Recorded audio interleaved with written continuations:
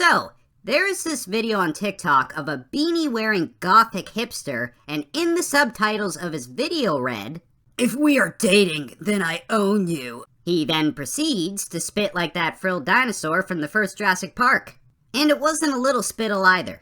I'm talking full-on Lake Spit-a-trina. I decided to stitch the guy and bash him for being such a dick. Except my video got taken down for harassment and bullying. This guy was going on about how he owns someone in the relationship, spittles on the ground, yet when I rightfully put that life jacket wearing twig who couldn't even out bench press a 5-year-old girl in his place, somehow I'm the bad guy. TikTok has a serious case of irony deficiency.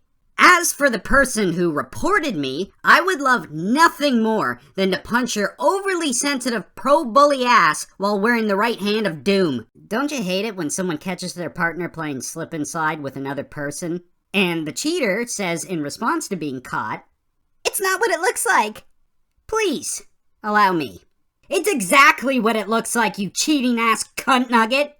You're playing slap and tickle with someone that isn't this guy right here, who by the way has been nothing but loyal to you. Defending an indefensible act speaks volumes about your character. I would say get fucked, but it seems like you already got that covered. You fucking Sleutron 5000. As for you, Blondie, did you enjoy sticking your micro sausage into that secondhand worn down leathery slab of beef? And yes, I'm fully aware that men cheat too.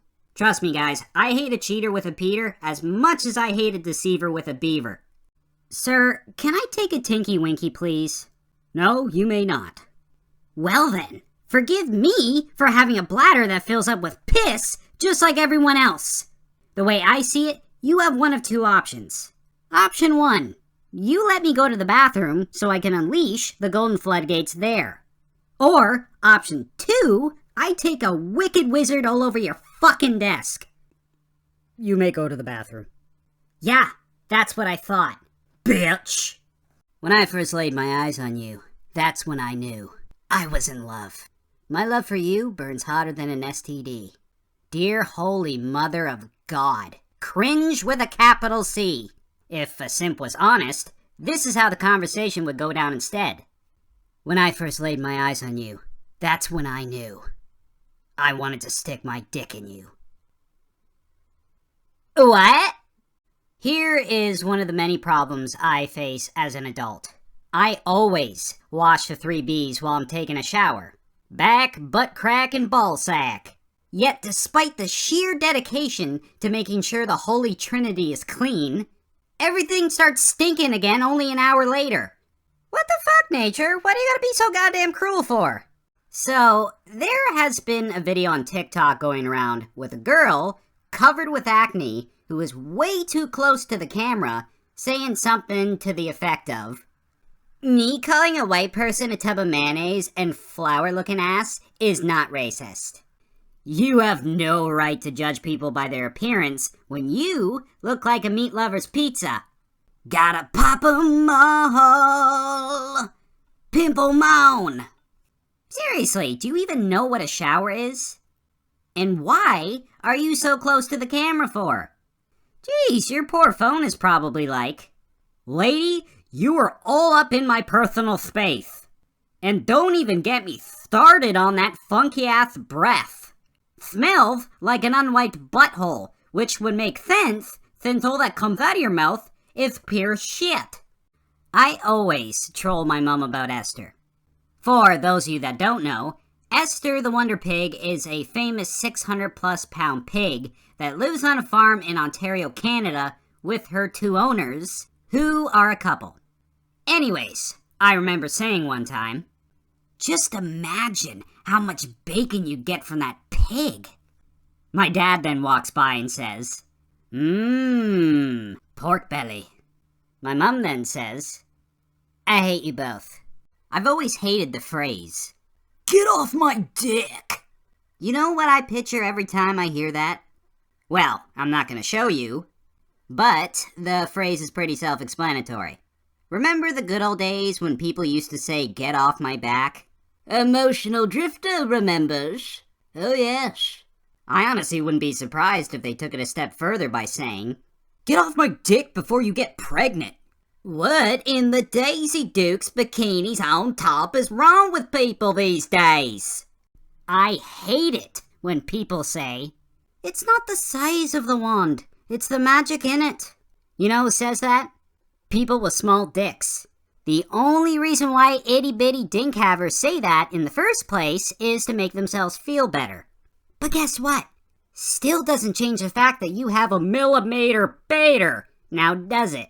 So, the other day I was on TikTok, just browsing through videos as usual, when I came across this fucking terrifying video of a guy who was in his bathtub and covered head to toe in shaving cream, which for some reason was blue. At least I think it was shaving cream. The moment I saw it, I thought to myself, for the love of all that is sweet and salty, kill it with fire, water, ice, and lightning before it starts laying eggs. This creature is giving me some serious don't you put it in your mouth vibes. And I am not down with that. Thank you for the nightmares, you wad of Smurf cum. This right here is the kind of shit that makes you go, that's enough TikTok for life.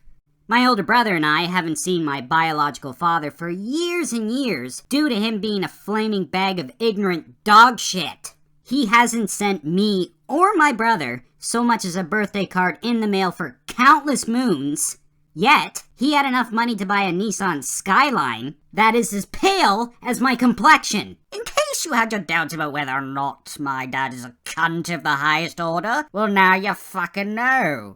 Some weird-ass chick made a video on TikTok with captions that read, "When he says he has to pee really bad." Excuse the absolute fuck out of me!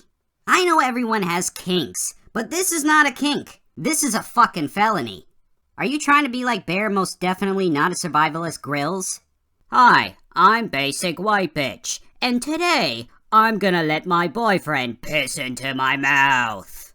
You're sick. And not the damn son that's sick kind of sick. I mean the you need to be medicated and thrown into a padded room kind of sick. There are other ways to hydrate yourself, I can assure you.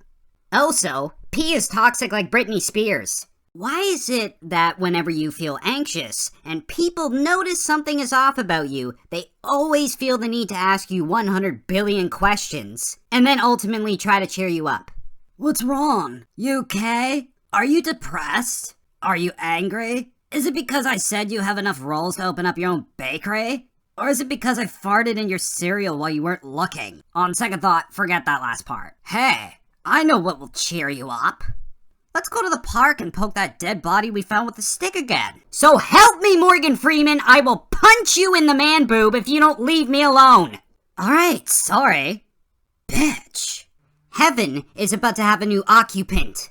And spoiler alert, it's not gonna be me.